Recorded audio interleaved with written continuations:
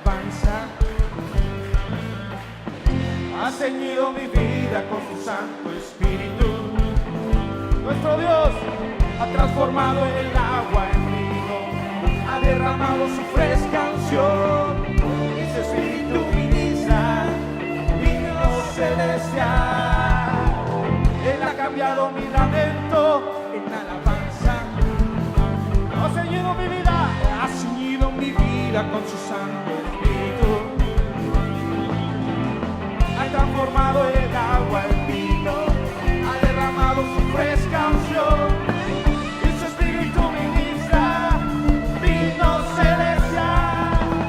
Hay vino celestial, hay vino celestial, hay vino celestial, hay vino celestial, hay vino celestial. Hay vino celestial, Señor. Hay vino celestial, hay vino celestial, se derrama en este lugar. Gózate.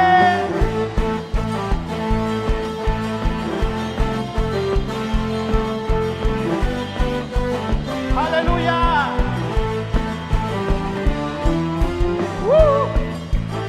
Vamos a gozarnos delante de su presencia. Vamos a decir, lléname, lléname más, Señor. Lléname, lléname,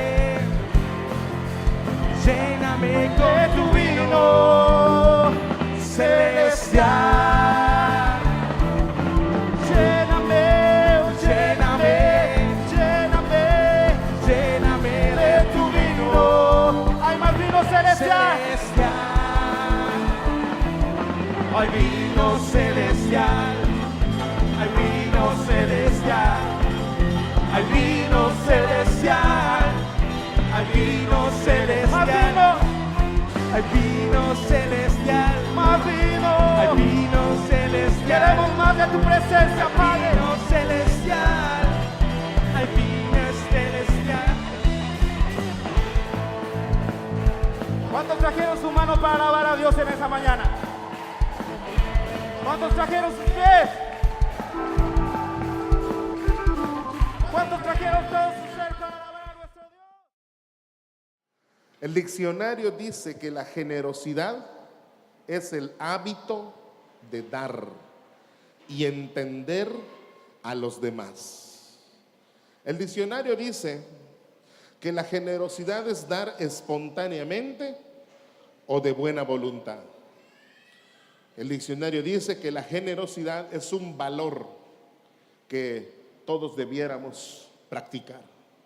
También dice que una persona generosa, obviamente, como leímos en la definición, una persona generosa es aquella que reconoce las necesidades y las satisface en la medida de sus posibilidades, ¿verdad? Esa es una persona generosa. Ve una necesidad y siente el impulso de hacer lo que sea necesario para suplir esa necesidad, pero lo va a hacer hasta donde sus posibilidades se lo permitan. Podemos ser generosos, dice el diccionario, en 3 áreas: en el área del tiempo, en el área del trabajo manual y también desde el punto de vista económico. Se puede ser generoso en estas 3 áreas: tiempo, trabajo manual y económico. Entonces eso me lleva a una reflexión para todos nosotros. La pregunta es: ¿te consideras generoso o todo es para tu reino? ¿Cómo ve a la persona que está al lado de usted? ¿Se ve que es generoso o todo es para su reino? ¿Cómo lo ve? Pero usted mismo, ¿cómo se cataloga, no? ¿Cómo te calificas? ¿Te consideras, te calificas generoso o todo es para tu reino? Por ejemplo, vas a un restaurante, una lonchería, y en cualquiera de estos 2 sitios, ya sea un restaurante establecido o una lonchería no tan grande como un restaurante, te hacen un servicio, te dan un servicio, cenaste bonito, rico con tu familia, y tú sabes que los meseros pues su salario es el mínimo. Y el mínimo en Campeche es el mínimo. Entonces tú sabes que ellos básicamente dependen de las propinas. Entonces tú cenas rico. Cuando ya te vas a levantar, ¿qué haces? Ya dijiste, ya terminaste. Pero yo le digo a Landy, ¿ya terminaste? ¿Algo más, Landy? ¿Algo más, chamacos? Bueno, a los chamacos no se lo pregunto, a Landy nada más. ¿Algo más, Landy? A Neftalí no me conviene preguntarle ese tipo de cosas. Lo digo porque no está él. Entonces, no me dice ella, no, estoy bien. Y ellos, Carolina y Neftalí, no, papá, está bien. Entonces, viene a mi mente, ahí está ellos que se lo digan. Vamos a dejar una propina para las personas que nos atienden. Sí, es cierto su trabajo, pero ya entendimos que ellos ganan poco, que el fuerte de ellos está en ¿qué? En las propinas. Cuando a usted le toca ir a una lonchería o un restaurante y ya terminó, ya se satisfizo, ya le dice a la persona con quien va o a su familia, vámonos, ¿qué hace? Yo he visto personas que sí echan unas monedas, pero cuando se le escapa una de alta denominación como de 5 pesos, la recogen inmediatamente y dejan el shish allá. ¿Cómo se considera usted? ¿Se considera una persona generosa o todo es para su reino? ¿De cuál es? No me conteste. Es simplemente una mera reflexión. En la Biblia hay un ejemplo poderoso de alguien que fue generoso a más no poder. Y no estoy hablando del Señor Jesús. Estoy hablando de un par de iglesias. Las iglesias de Macedonia. Las iglesias de Macedonia básicamente son dos. Macedonia no es una ciudad. Macedonia es un sector, es una península, la península de Macedonia, la parte de arriba, por ahí del Golfo Pérsico, si no estoy mal. La cuestión es que Macedonia es una región que básicamente es ocupada por 2 ciudades, la ciudad de Filipos y la ciudad de Tesalónica. Filipos y Tesalónica. En estos 2 lugares se levantaron 2 iglesias, se fundaron 2 iglesias. Primero fue la de Filipos, luego fue Tesalónica. ¿Quién fundó estas iglesias? Las fundó el apóstol Pablo. Y la historia de la iglesia reconoce que fue en el segundo viaje misionero de quien estableció ambas iglesias.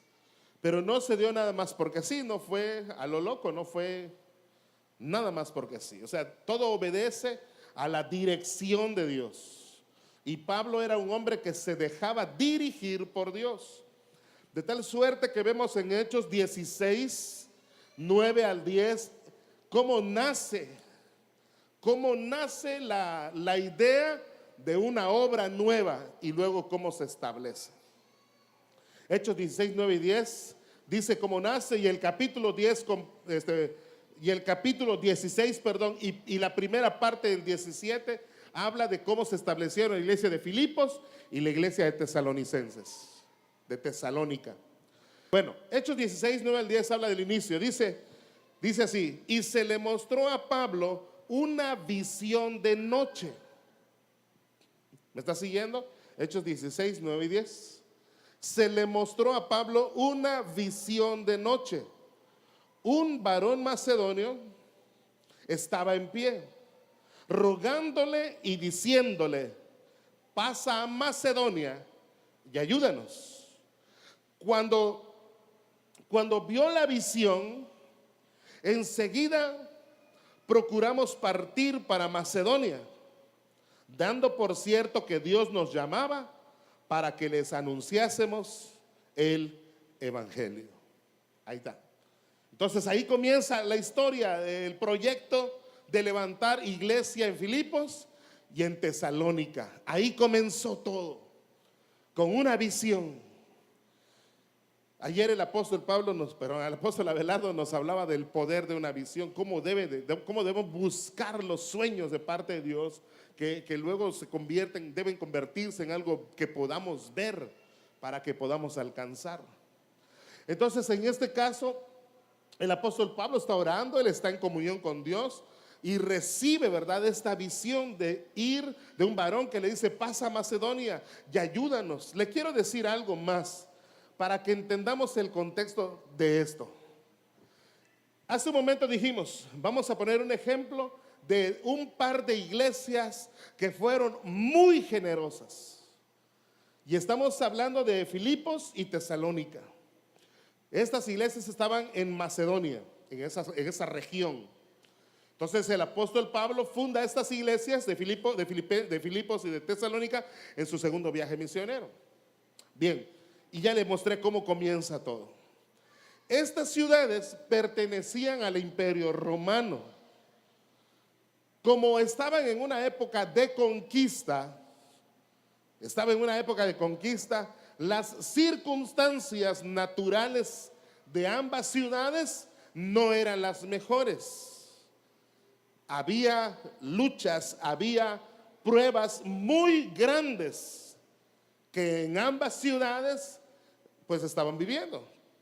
Así que Filipos y Tesalónica estaban atravesando un momento histórico muy difícil.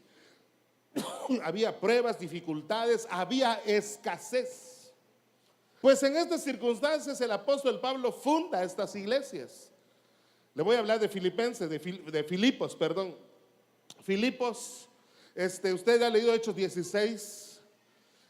Pablo, como leímos allá en el versículo 9 y 10, tuvo la visión y se apresuró para ir a Macedonia, y en especial primero a Filipos. Y cuando está en Filipos, él empieza a predicar la palabra. Y de repente, predicando la palabra, se topó en una ocasión, luego dos y luego tres, varias ocasiones, a una adivina.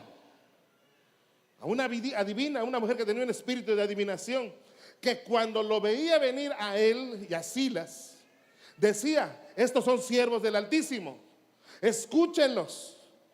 Entonces dice la Biblia que al principio ellos ni en cuenta, pero llegó un momento que les enojó, y entonces Pablo dice, ¿verdad?, toma autoridad y reprende el espíritu de adivinación que estaba en esa mujer. Esa mujer queda libre. El asunto es que esta mujer era esclava de unas personas que sacaban provecho de este espíritu que esta mujer tenía. Le daban a ganar a los patrones mucha ganancia. Fíjate desde cuándo ya había trata de mujeres. Le daban a ganar a los patrones mucha ganancia. Estaban explotándola a ella. Bueno, entonces Pablo reprende ese espíritu. Esa mujer es libre. Estas personas, como son influyentes, mandan inmediatamente a buscar, ¿verdad?, con las autoridades a Pablo, los cuales lo encarcelan con cadenas en los pies. Hechos 16. Entonces ellos están allá, medianoche, están cantando, alabando y adorando a Dios, y de repente se desata un terremoto allá en Filipos. Ese terremoto hace que los muros de la cárcel se empieza a derrumbar, más o menos como esto. Se empieza a derrumbar todo. Las cadenas se les caen a Pablo, a Silas y a los demás que estaban presos. Cuando el carcelero ve esto, él se preocupó, porque era una responsabilidad suya salvaguardar el calabozo, la cárcel y todo esto. Era una responsabilidad para esta persona. Entonces el carcelero, al ver que todo se derrumba, al ver que las cadenas se caen, que los presos empiezan a correr de aquí para allá, el carcelero pensó ¿en qué? ¿En qué pensó? En quitarse la vida, dejarse caer sobre su espada o algo por el estilo. Entonces cuando Pablo ve esto, le dice: óyeme, detente, no hagas eso. Nadie se ha escapado, aquí estamos todos. Y es cuando sucede un versículo que seguramente usted ha leído. Cae de rodillas ante Pablo y el carcelero le dice: ¿qué tengo que hacer para ser salvo?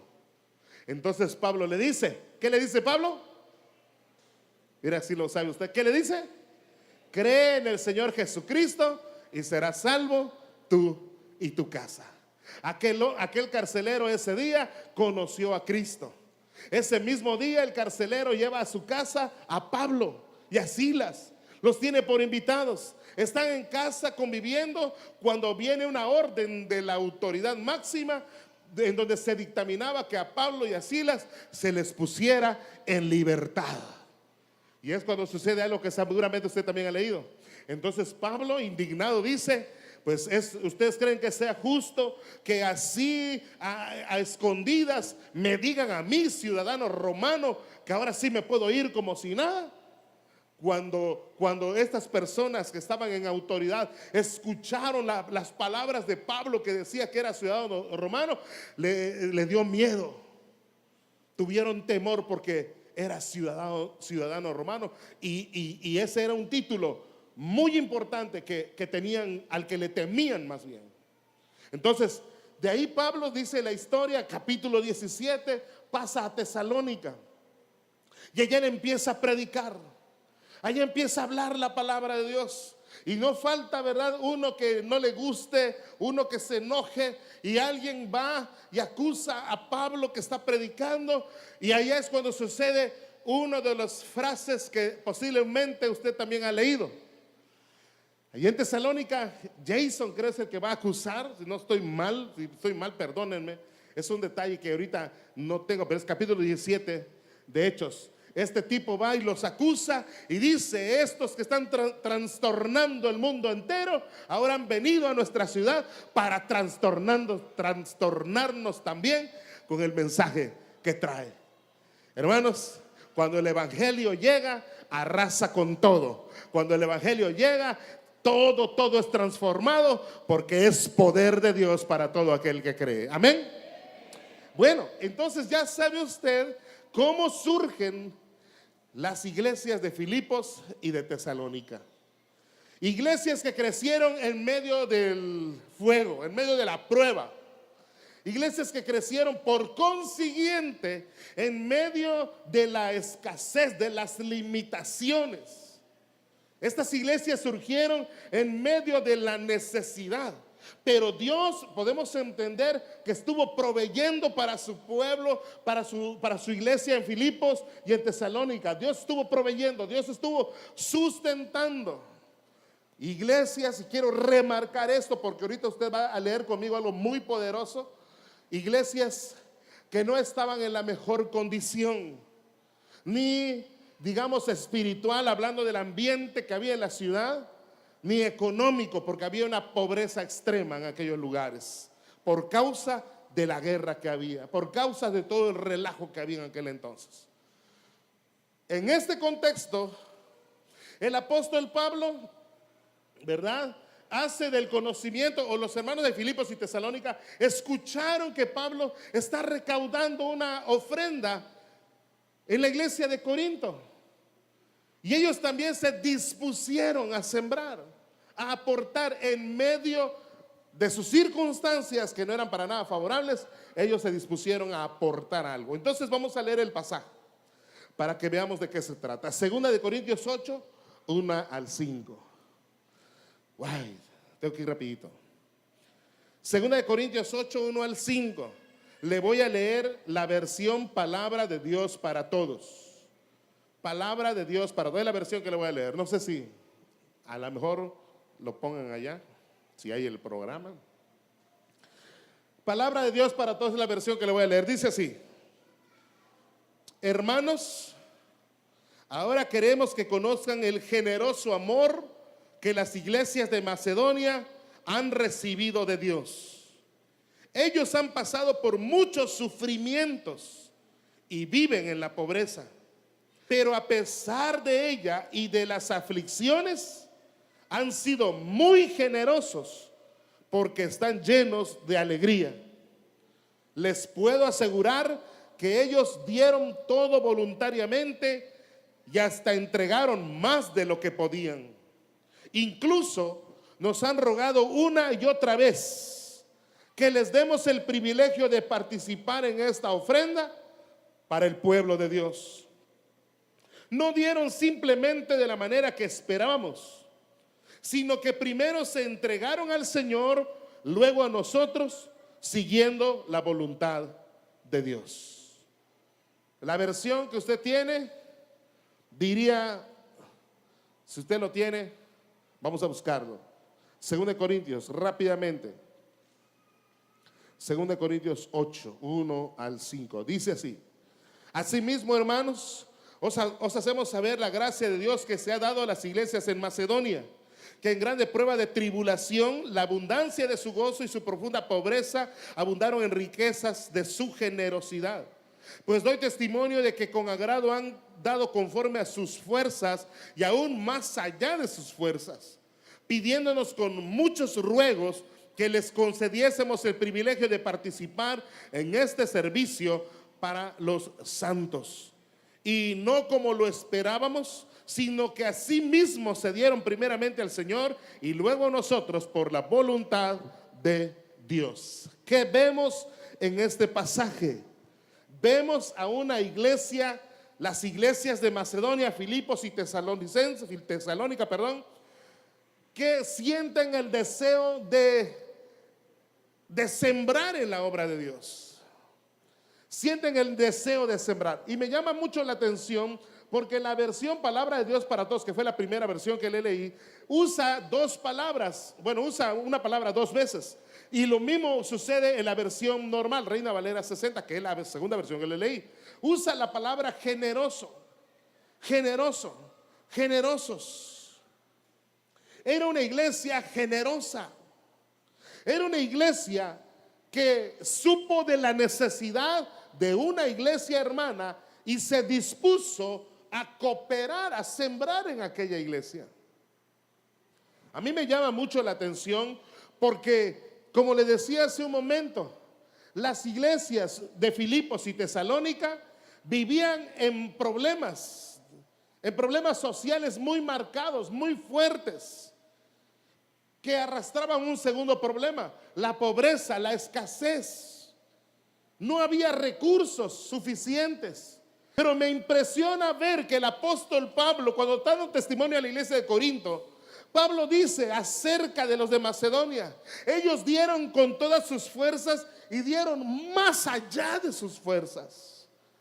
Son cosas que me llaman la atención, porque me pongo a pensar, la iglesia de Filipos y Tesalónica, vamos a resumir, de Macedonia, no la estaba pasando bien. Vivían muy limitados, vivían escuchando problemas, vivían sufriendo en medio de los problemas.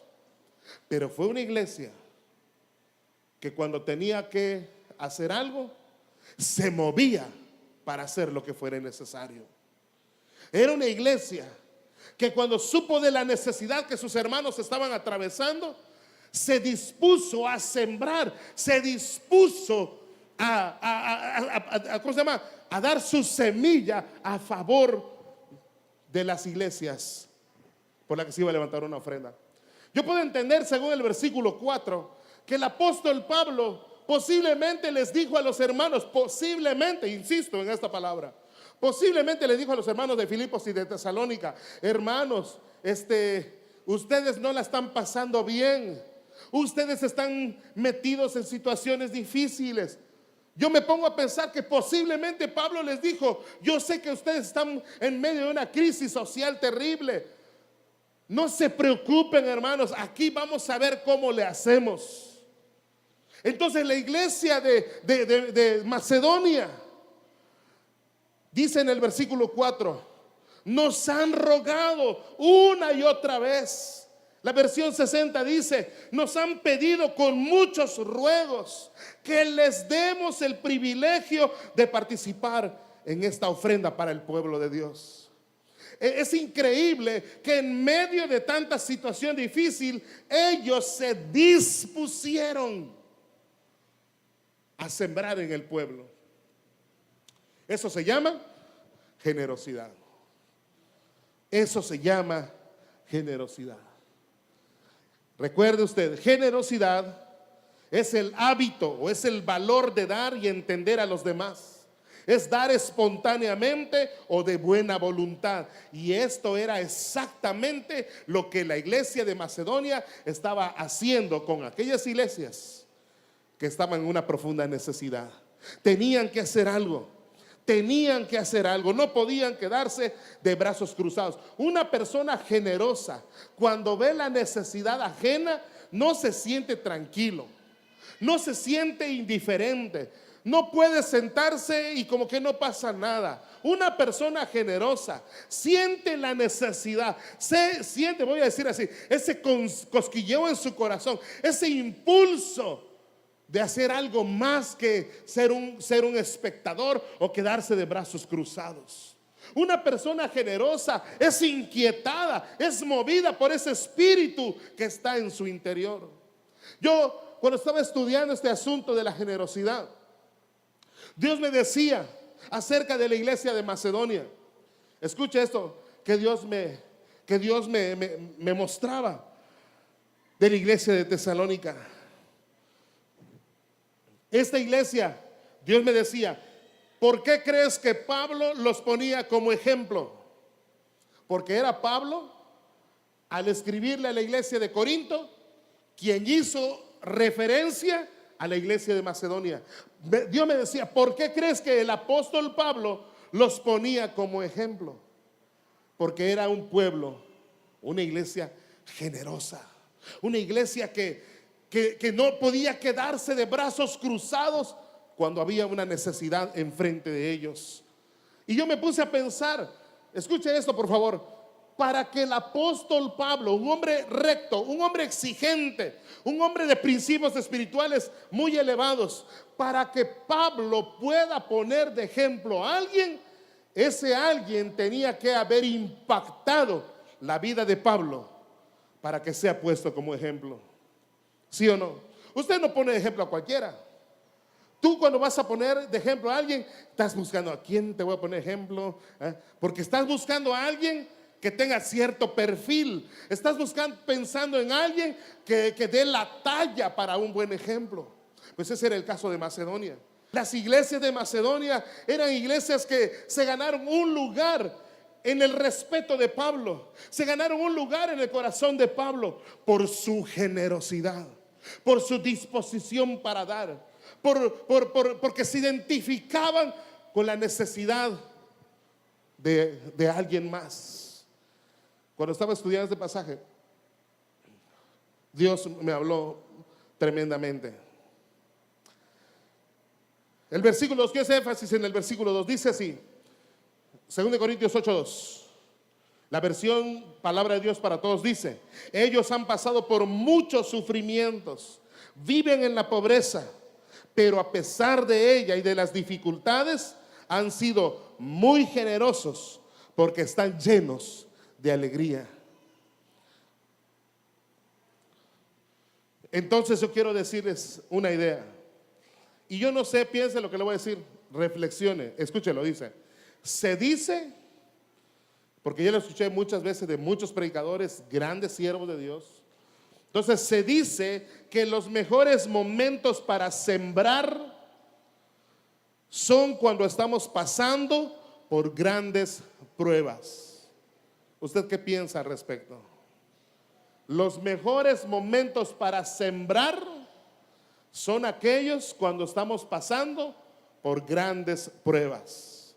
La iglesia de Macedonia estaba pasando grandes pruebas económicas y sociales, y en medio de tanta prueba, de tanto momento difícil, ellos sembraron en la obra de Dios. Eso me hace afirmar, yo por eso lo pongo a su consideración. Se dice que los mejores momentos para sembrar en la obra son cuando estamos pasando por grandes pruebas. Hay 4 cosas que debo de hacer notar de los hermanos de Macedonia. Ya los parafraseamos, así que va a ser fácil que lo reflexionemos. Número 1, 4 cosas que usted y yo debemos considerar de las iglesias de Macedonia. Número 1, a pesar de las circunstancias, eran generosos. Versículo 2, eso está en el versículo 2. Según el versículo 2, a pesar de las circunstancias, eran generosos. Número 2, a pesar de las limitaciones, daban más allá de lo posible. Eso está en el versículo 3. Daban más allá de lo posible. Y ahora sí quiero detenerme en el 3, que dice: les puedo asegurar que ellos dieron todo voluntariamente y hasta entregaron más de lo que podían. Le voy a hacer una pregunta. ¿Qué hizo la iglesia de Macedonia? Dio todo y dio más allá de lo que podían. Yo le voy a hacer una pregunta. ¿Qué había en la mente de los hermanos de Macedonia? Que no solamente dieron lo que tenían, sino que dieron más allá de lo que podían. ¿Qué había en la mente de ellos? Desafortunadamente, esto ha sido un tope para muchas personas, porque hay personas que se argumentan. Conocimos una persona, no estamos en construcción ni nada. A esa persona, una de las que son G12 de mi esposa, había estado ayudando, le consiguió mesa, le consiguió silla, le consiguió unas láminas para su casa en aquel entonces. Y un día, de hecho las reuniones no eran aquí, era un tinglado que estaba de ese lado. Recuerdo que un día, el que dirigía dijo: bueno, hermano, vamos a llegar al momento de las ofrendas. ¿Cuántos le dan gloria a Dios? Pues vamos. Todo bonito, ¿no? Pero en ese momento aquella persona no se fijó que atrás de ella estaba su líder. Y esta persona le dijo, creo a su hijo, no sé quién era el que estaba a su lado, se volteó y le dice: ¿ofrendar? Yo estoy para que me den, por eso vengo, no estoy para dar.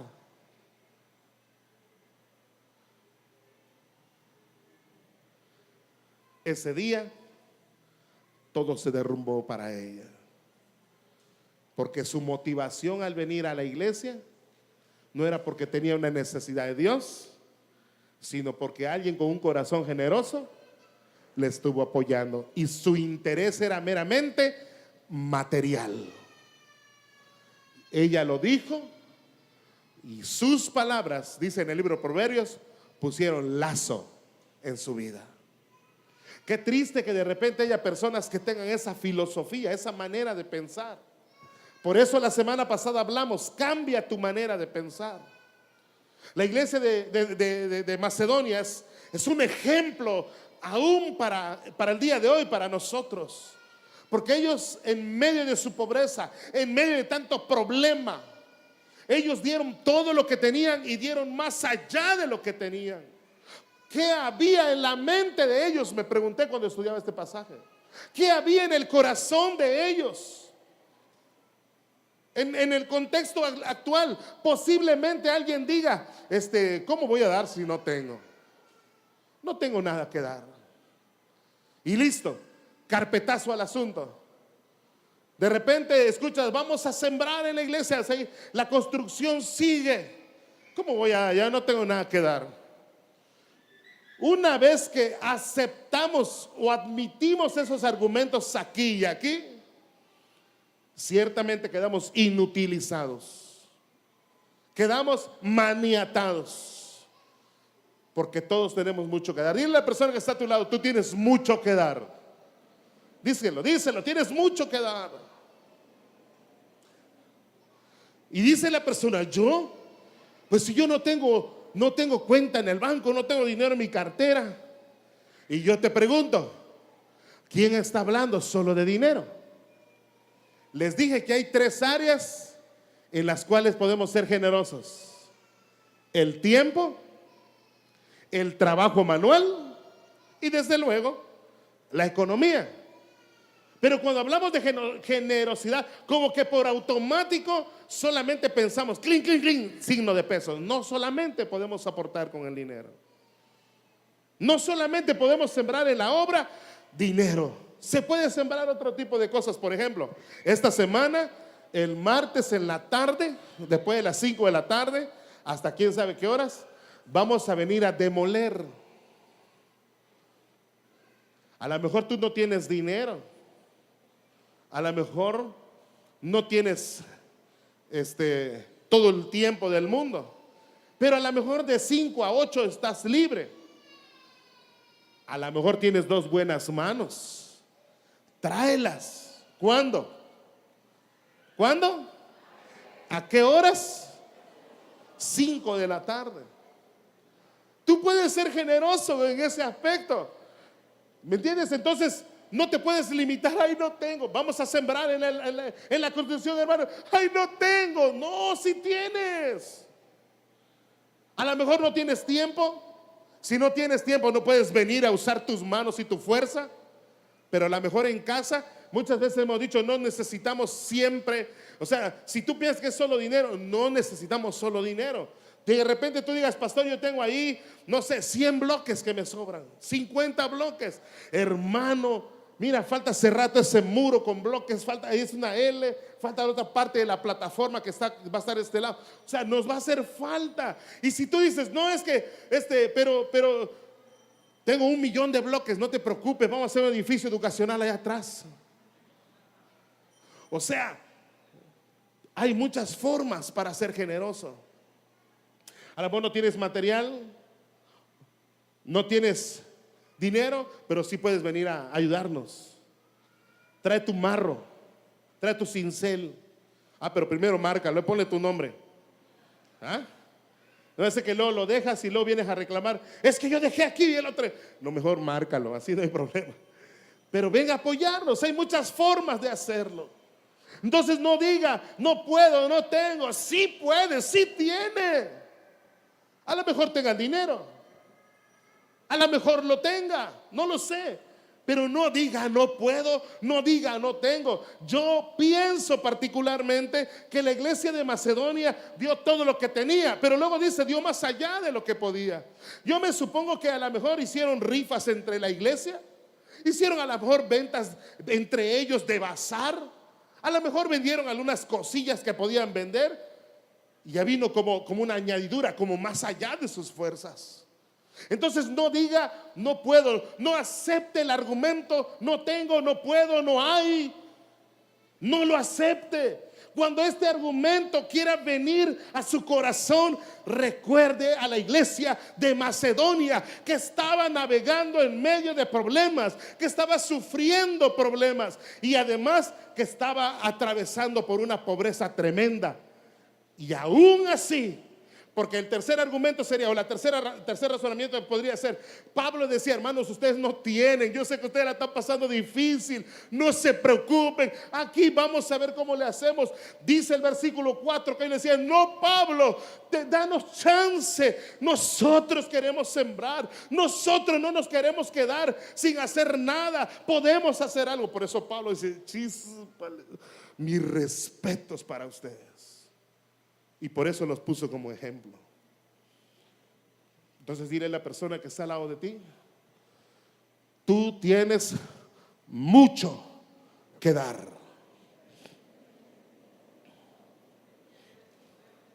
Así es.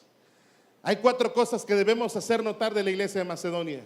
Una, que a pesar de las circunstancias de pobreza, de peligro, ellos eran generosos. Número 2, a pesar de las limitaciones, daban más allá de lo posible. Número 3, tenían el deseo de dar a como dé lugar. Estaban desesperados por dar. Desesperados por. Y debo decir una cosa, hay gente que ya caché. Con el que está dirigiendo, hermanos, llegó el momento para alabar a Dios con las ofrendas y el diezmo.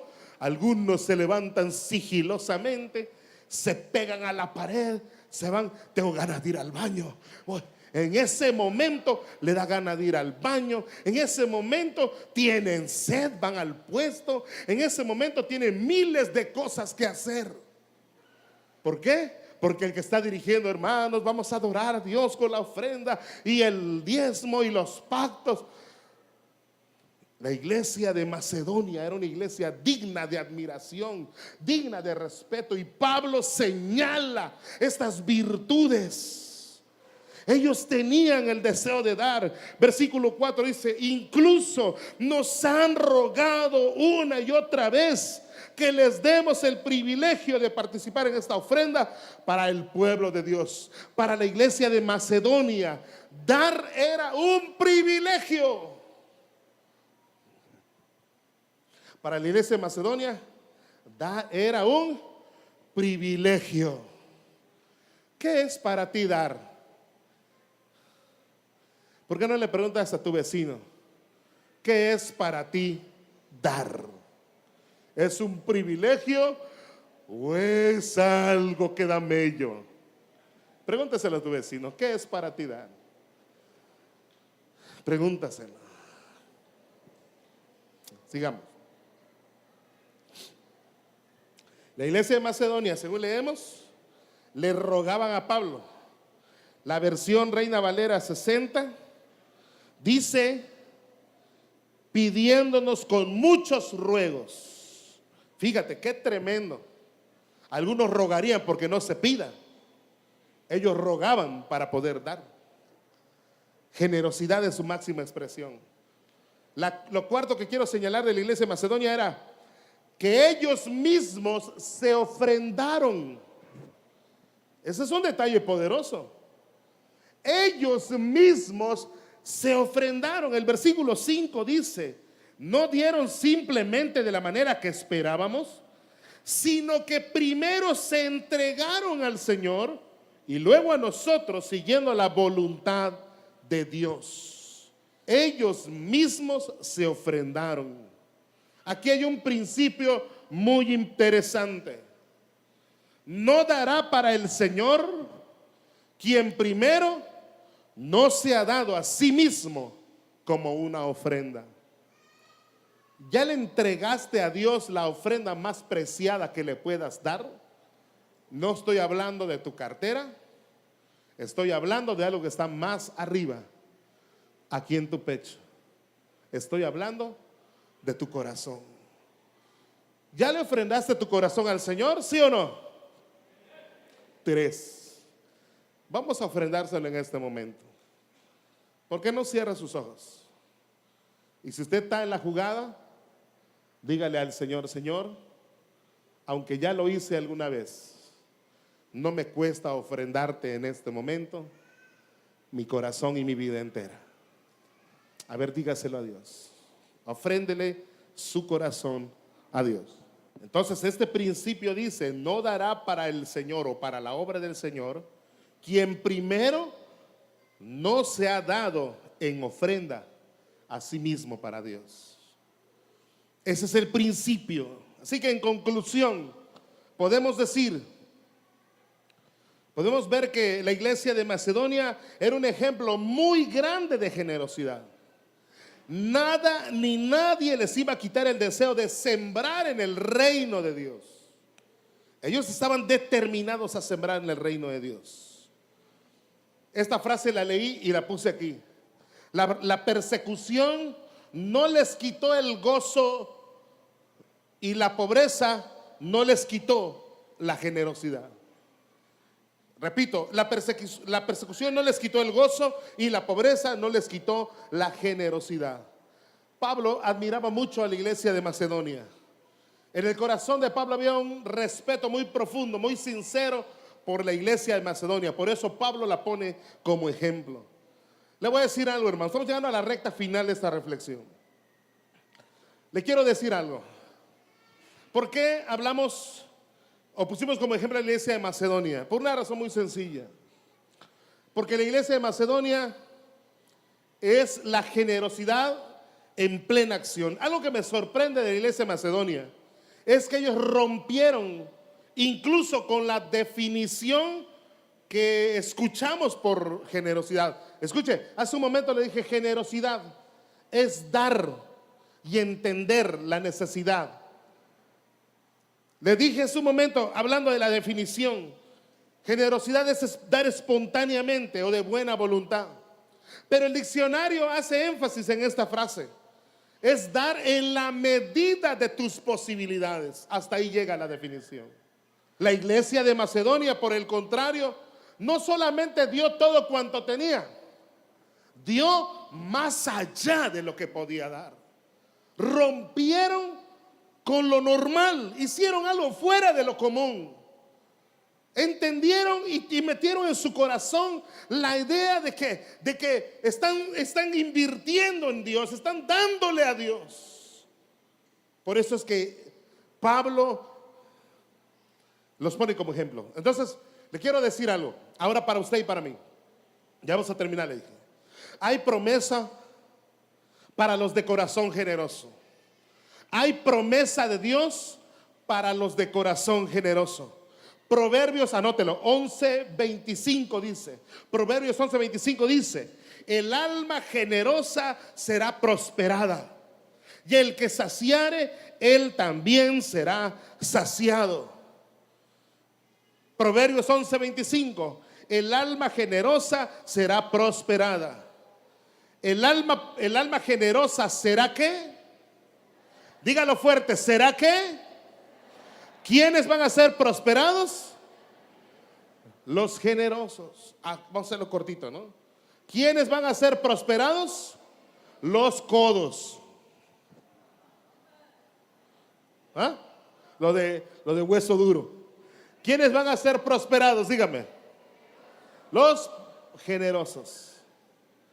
¿Cuántos generosos hay en este lugar? Hoy vino puro corazón generoso. Bueno, la promesa dice: el alma generosa será prosperada.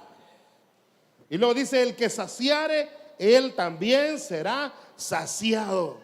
Segunda de Corintios 9:6 dice: Segunda de Corintios 9:6 dice: pero esto digo, el que siembra escasamente, también segará escasamente. Y el que siembra generosamente, generosamente también segará. Pregunta: ¿qué le pasa al que siembra generosamente? ¿Cómo va a cosechar? ¿Cómo va a cosechar? ¿Quién? El que siembra, ¿cómo? Generosamente.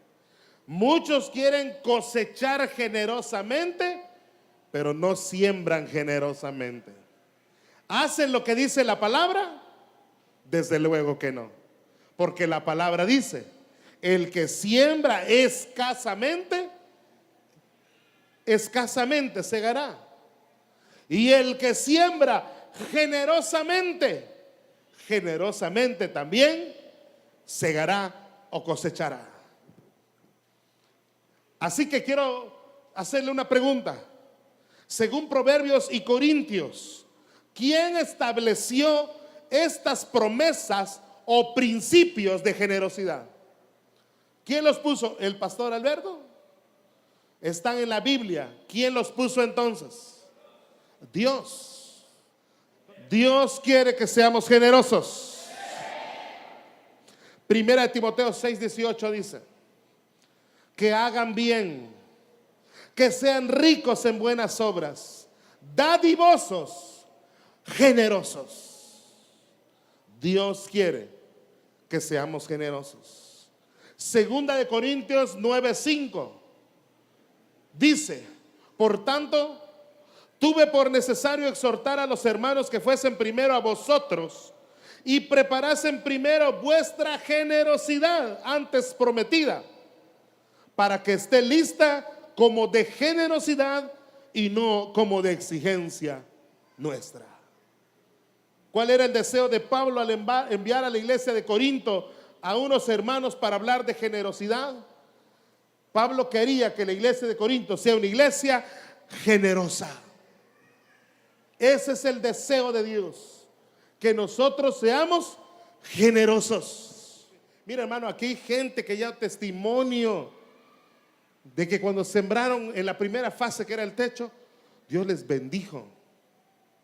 Yo sé de varias personas, porque me han hablado y me han dicho, ¿verdad? Y yo también sé que algunos de los de construcción han escuchado testimonios de hermanos y hermanas que han visto el favor, la respuesta de Dios para sus vidas.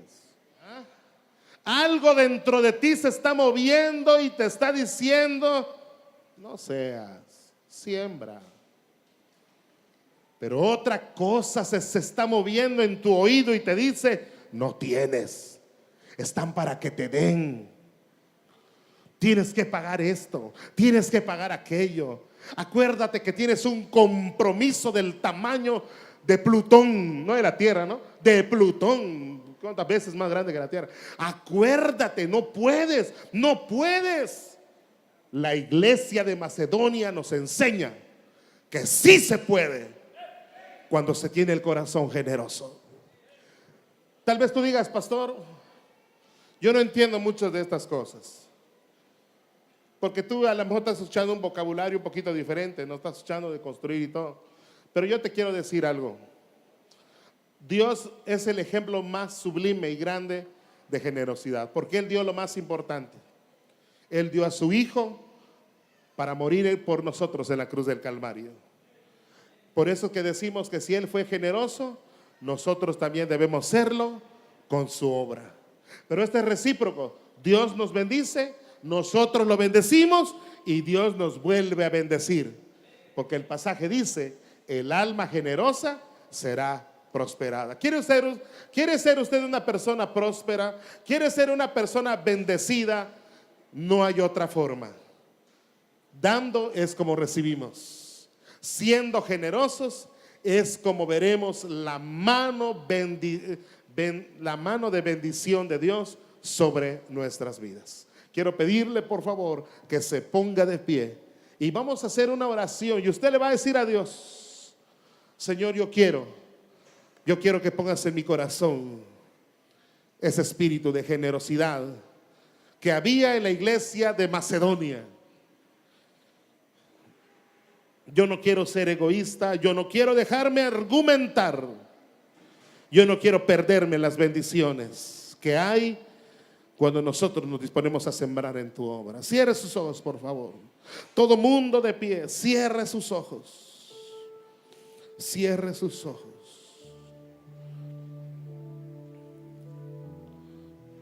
Cierre sus ojos. La generosidad es el valor de dar y entender a los demás. La generosidad es dar espontáneamente o de buena voluntad. Dios quiere que seamos generosos. Hoy puso ante nosotros un ejemplo muy grande. Ojalá y usted no se conforme con lo que hemos hablado. Ojalá y tú allá en casa repases 2 Corintios 8 del 1 al 5, que es cuando Pablo pone de ejemplo a la iglesia de Macedonia. Ahí con los ojos cerrados, déjeme hacer una oración por usted. Padre, en el nombre de Jesús, aquí hay mucha gente necesitada. Aquí, Señor, hay gente que está lidiando con problemas económicos o problemas de otra índole. Me recuerdan a la iglesia de Macedonia, una iglesia que vivía en las limitaciones, en la pobreza. Una iglesia que navegaba en medio de problemas y dificultades, de circunstancias difíciles. Pero que en medio de todo eso, ellos creyeron en ti. Y con un corazón generoso se dispusieron a sembrar en tu obra.